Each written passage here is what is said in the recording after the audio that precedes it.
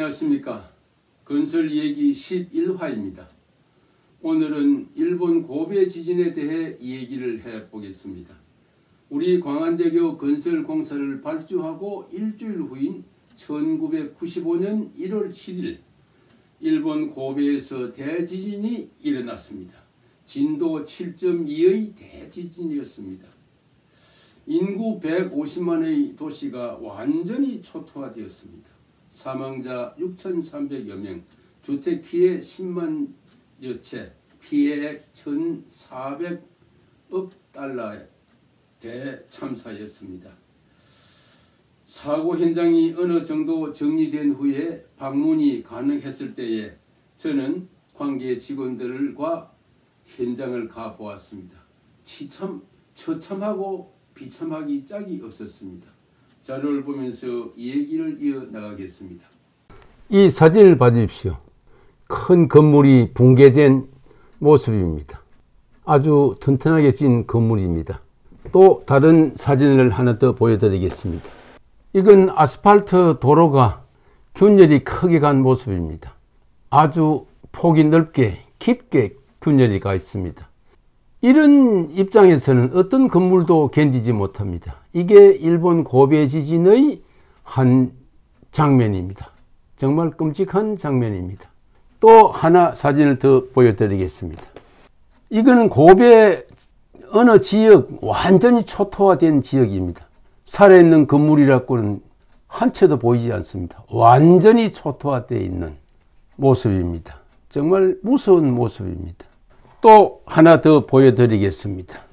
요건 고베 시내 복판으로 지나가는 신간생이 한쪽으로 넘어져 있는 모습입니다. 이게 수킬로에 쭉 넘어져 있습니다.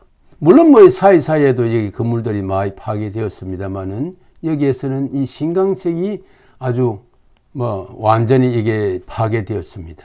이제 한쪽으로 넘어진 이유는 철도 고가교는 도로 폭이 좁습니다. 그러니까 기둥이 여기 한 개씩입니다. 기둥이 한 개씩이니까 지진이 와서 흔드니까 중심을 못 잡아서 한쪽으로 무너진 겁니다.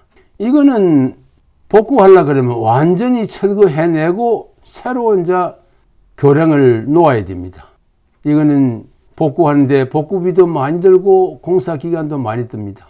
앞으로 철도교 설계에서 많이 연구를 해야 될 대목입니다.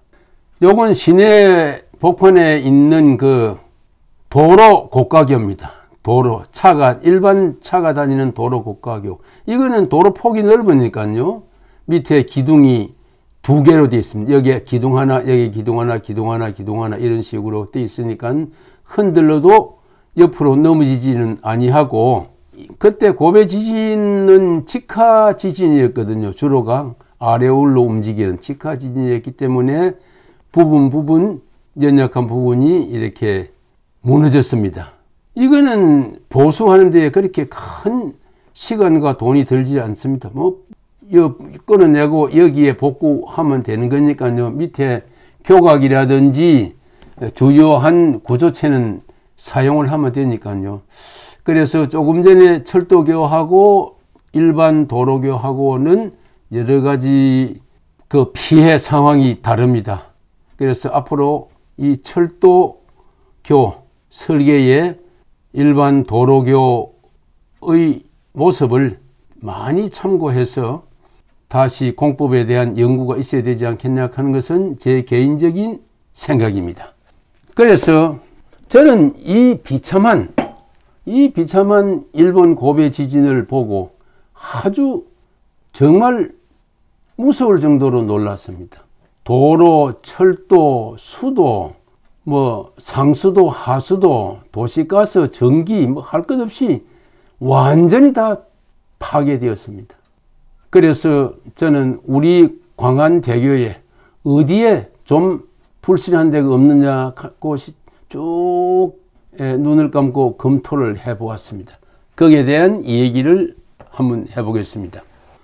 여기 우리 광안대교의 하부 교각입니다. 하부 교각. 여기 1층이 되고 위에 여기가 이제 2층이 됩니다. 2층이 되는데 하부교각인데 이 하부교각의 이 큰 넓은 기초판 밑에 여기에 이제 관관이 한 줄, 두 줄 해서 10개가 들어가 있습니다. 10개가 들어가 있는데 이제 그래가지고 요 이제 일체가 광안대교의 하부 구조가 됩니다. 근데 왜 이거는 콘크리트라든지 철근이라든지 설계의 그 또 조건이라든지 이런 걸 다 검토해 보면은 안전율이 2배, 즉 한 200% 정도는 됩니다, 이거는. 그래서 왜 이거는 뭐 안전한 거고요. 문제는 이제 요 밑에 들어가 있는 강간 10개. 그게 이제 저로 하여금 상당히 생각을 많이 하게 했습니다. 거기에 대한 얘기를 한번 해보겠습니다. 조금 전에 그 교각 밑에 이런 큰 강간이 25m 내지 30m 길이의 이런 굵은 강간이 10개 박힙니다. 어떤 형태로 박힌다면은 이런 형태로 박힙니다. 이거 한번 봐보십시오. 여기에 보면은 강간 10개를 박아놓은 게 있습니다. 하나, 둘, 셋, 넷, 다섯 개가 두 줄이니까 10개입니다.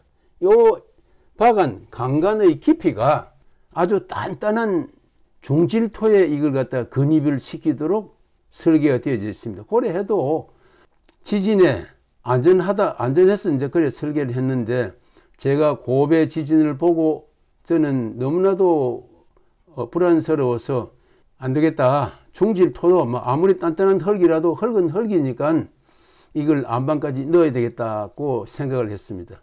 이걸 안방까지 추가로 이 긴 구간에 다 연락을 하면요. 돈이 약 한 80억이 초과가 됩니다. 그래서 한참 고민을 하다가 돈의 문제가 아니다. 이거는 기술의 문제이고 이게 잘못되면은 큰일이지 않느냐. 우리 광안대교는 수명이 200년 이상인데 앞으로 200년 안에 어떤 일이 일어날는지 모른다. 그래서 보고서를 쓰면서 써가지고 이걸 갖다가 강간의 선단을 연암 1.5m를 파서 거기에 안착을 시켜야 되겠다는 보고를 드리고 그때 문정수 시장님 계실 때입니다. 문정수 시장님께 결재를 받아서 설계를 변경을 해가지고 기초 강관을 연암 1.5m를 파가지고 안착을 시켰습니다. 그래서 광안대교는 지진 규모 9, 1등급의 지진에 대비해서 설계를 했고 또 대지진, 진도 7의 대지진이 오더라도 안전합니다.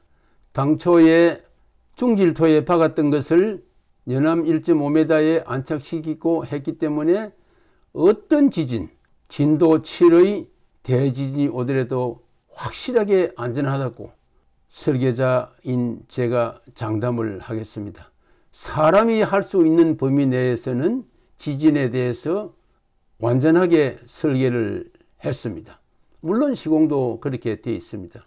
지진에 대해서는 어떤 경우의 지진에도 안전하다는 말씀을 드리면서 제 얘기를 마치겠습니다. 다음에는 경주 지진은 언론이 만들어낸 허상이다를 제목으로 얘기를 해보겠습니다. 제 얘기를 들어주셔서 고맙습니다. 감사합니다.